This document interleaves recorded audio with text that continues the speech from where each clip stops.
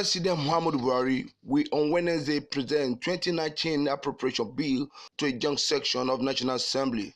The information was contained in a letter addressed by the President to lawmakers, which informed them of his intention to lay the budget before the lawmaker next week. Speaker of the House of Representatives, Yakubu Dogara, read the letter during the House plenary on Thursday. Dogara, while concluding, noted that the letter was brought to the House just this morning. Presentation of 2019 appropriation bill. May I crave the kind indulgence of the House of Representatives to grant me the slot of 11 hours on Wednesday, 19th December 2018 to formally present the 2019 appropriation bill to the joint session of the National Assembly. Please accept, Mr. Speaker, the assurances of my highest regards as I look forward to addressing the joint session. Sincerely, President Muhammadu Buhari. Now, I want to say this from the chair that we only got this later in the morning. So any insinuation that the National Assembly is the institution preventing the executive from laying the budget is not true. I don't want to say it's a lie, but it's not true. Anybody is under the illusion that it's the National Assembly who has prevented the executive from laying the budget is just lying, plainly. That is the truth. This letter came this morning. After Speaker Dogara had read it, a point of order was raised by Honorable Adamu Chika that his and other member privilege have been breached. According to him, during the Federal Executive Council meeting, Minister of Budget and National Planning had told Nigerians that they are waiting for the National Assembly to give them a date, only for the letter to appear today. The lawmaker said this is portraying members in a bad light in the eyes of the public, that they are the one delaying the 2019 budget presentation. You have read the letter from Mr. President. Mr. Speaker, my privilege has been breached and that of the members of this House by the Minister of Budget and National Planning. Mr. Speaker, you read that Mr. President is asking for Wednesday next week to come and present his budget. But however, Mr. Speaker, yesterday, the Minister of Budget and Planning went on air by saying that they are waiting for this House to give them a date when they will come and present the budget, portraying us as irresponsible people before Nigerian public. Mr. Speaker, we are responsible people doing our job.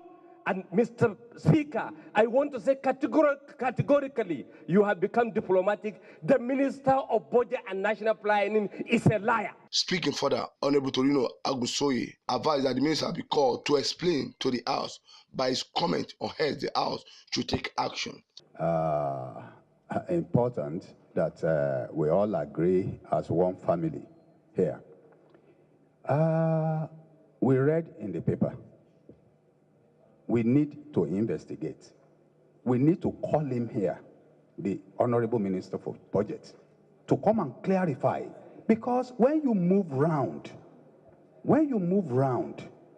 you see that people are attacking us from here and there. But this is what we read in the paper. We need to ascertain that truly he says so.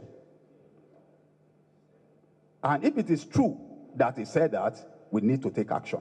For Honorable Man for Gabila, for lying to the public, he wanted the minister to formally apologize to the House, or else the House should boycott the budget presentation by the President. I will not be as economical with words like you were. The Minister of Budget and Planning, somebody we used to consider as an astute gentleman, lied. It was on TV, it was not just in the papers.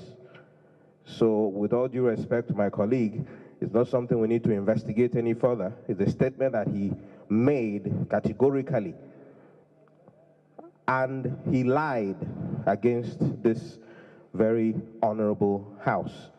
I want to join with my colleagues to request, without equivocation, a formal apology from the minister publicly again on television, because some of us will refuse to attend that budget session with Mr. President. If he does not, it will be an empty house here. If Mr. President does not ask him to apologize formally to this very august and responsible institution. House Leader Honorable Femi Gbajabiamila further brought another twist to the issue. But Mr. Speaker, from what I'm hearing, it's like a determination of guilt has already been passed. The information I have, Mr. Speaker, is that this morning, and we're all aware that we've brought up motions on this floor of this House, we've brought papers, we've showed the whole world where members of the House have been misquoted and our privileges were breached.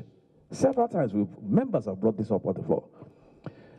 The Minister of Budget and Planning called me this morning.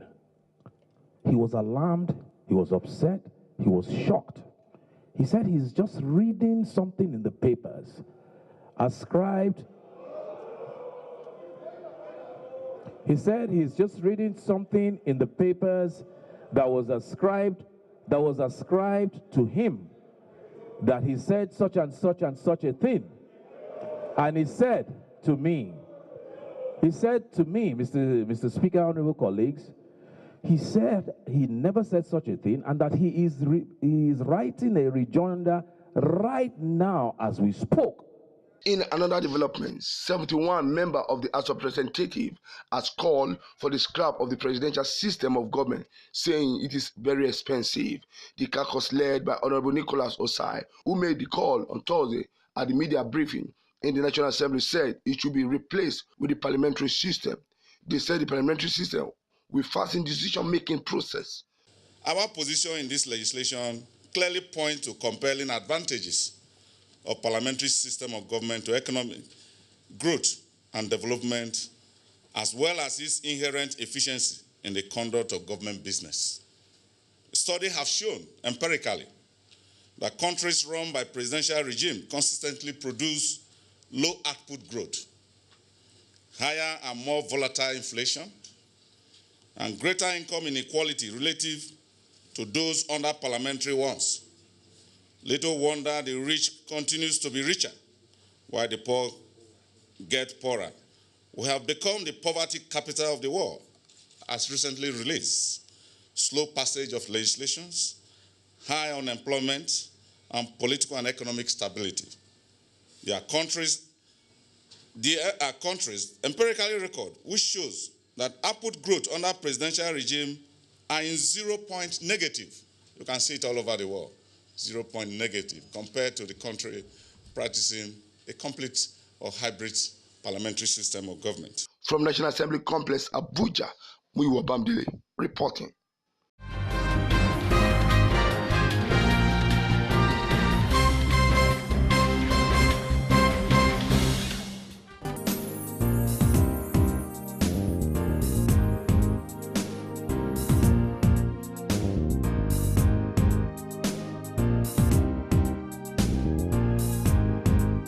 The Presidential Program on Rehabilitation and Reintegration Bill, which seeks to give legal backing to the Niger Delta Amnesty Program, have been passed by the Senate. The bill was passed Thursday after a clause-by-clause consideration of the conference committee report presented by the leader of the Senate, Ahmed Lawan. In his presentation, Senator Lawan noted that the passage will finally legalize welfare package disbursement to former Niger Delta militants. This bill seeks to provide a legal and institutional framework for the implementation and management of the Presidential Amnesty Program in the Niger Delta region. To A, implement the Presidential Amnesty Program in the area of disarmament, demobilization, rehabilitation, and reintegration. B, provide baseline information to stakeholders for the implementation of the program.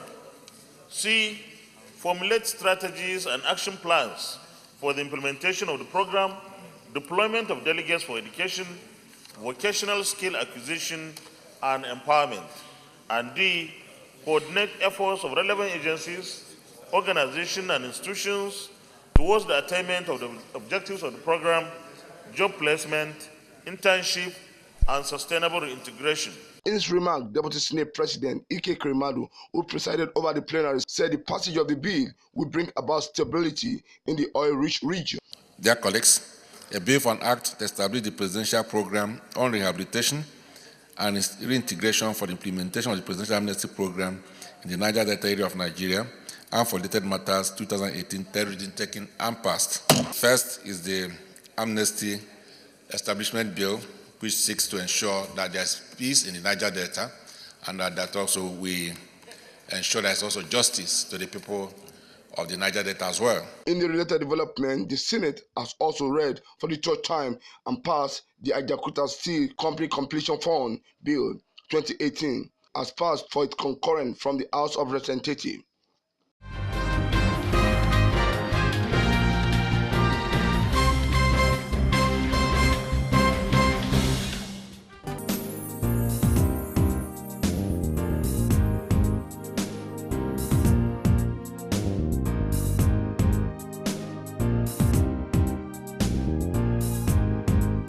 With about 66 days to the 2019 general elections, presidential candidates of political parties have signed a peace accord ahead of the general elections.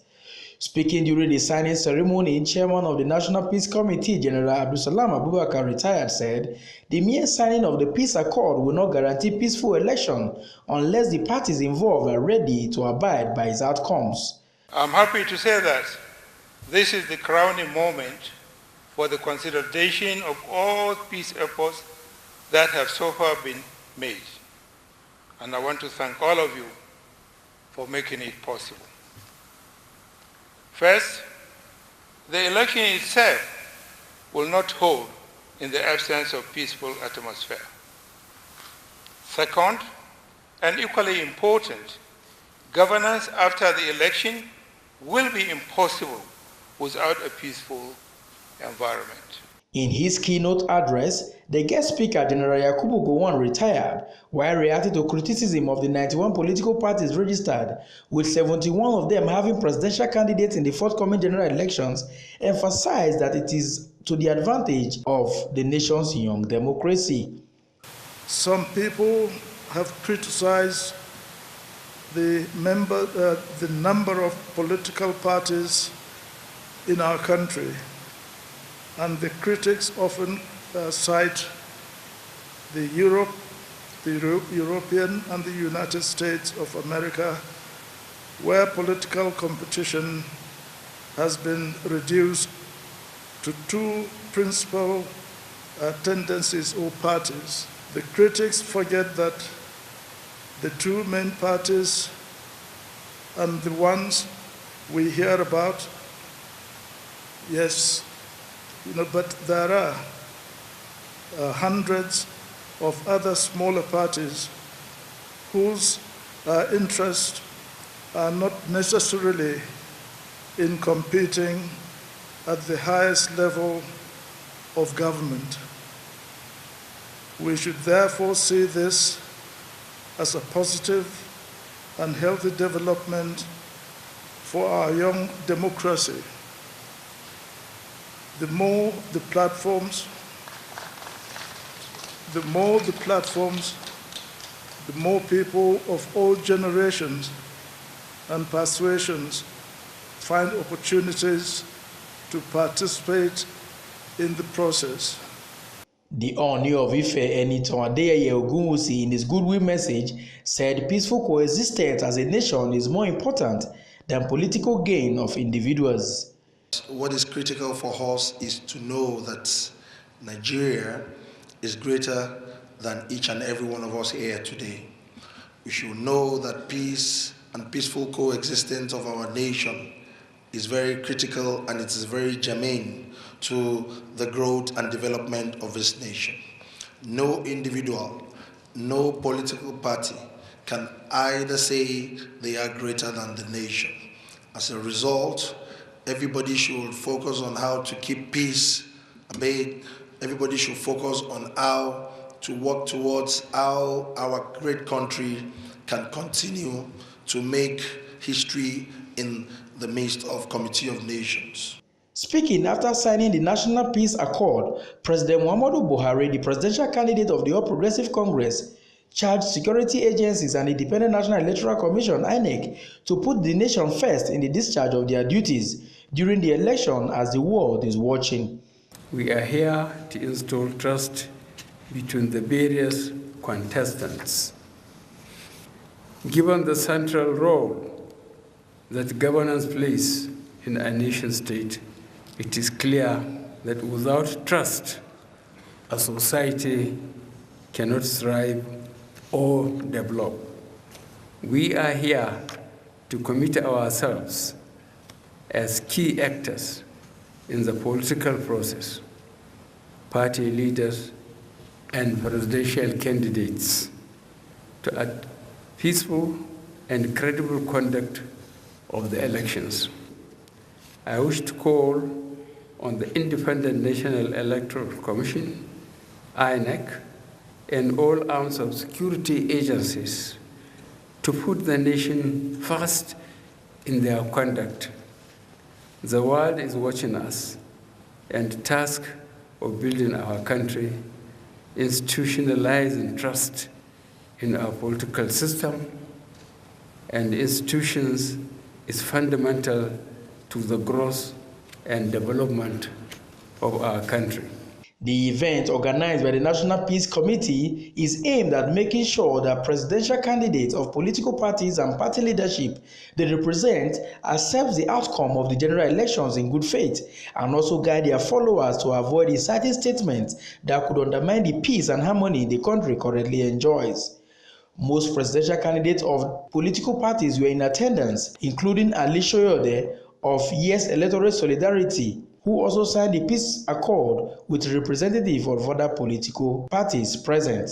High point was the signing of the peace accord by President Muhammadu Buhari and the group photograph with the National Peace Committee. From Abuja, I am Festus Ejiroge Nefifen for Ben Television.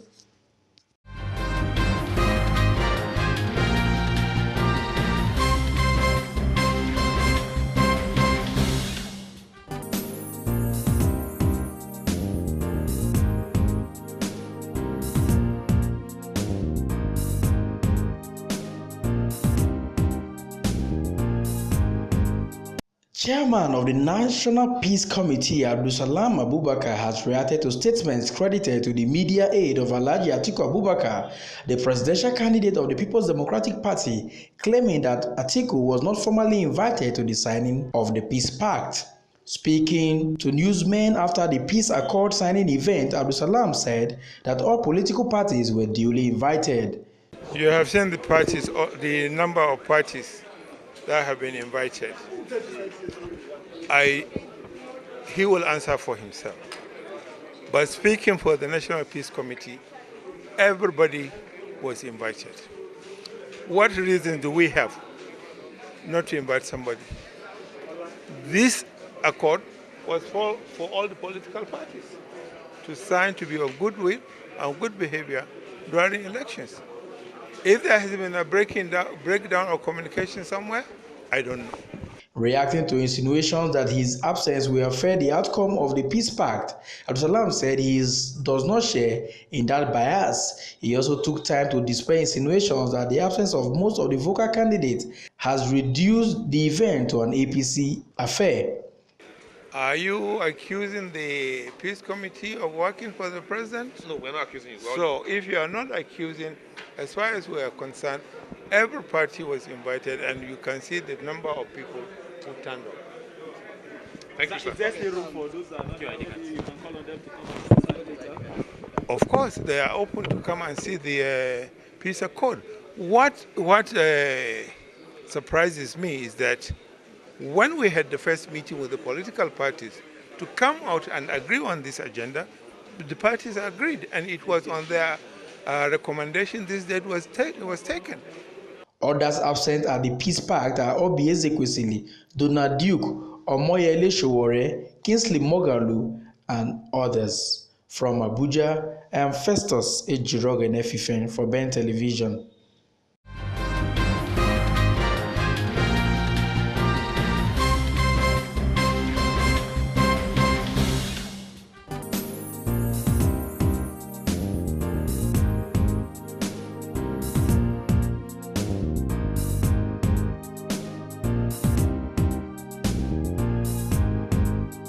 Social Democratic Party has formalized the substitution of its 2019 presidential candidate running mate, Dr. Mohammed Junaid, with Alhaji Shehu Musa Garba, who is also the National Secretary of the party. The National Publicity Secretary, Alpha Mohammed, who gave this confirmation in Abuja, said the substitution was done long ago. He said that Junaid's substitution was subjected to deliberation at the party leadership level, which he was a member. Mohammed said the consensus was that Junaid should step down as running mate to the SDP presidential candidate Donald Duke for strategic reasons. Meanwhile, substitution, which was done long ago, now has Shehu Musa Garba from the Northeast as vice presidential candidate.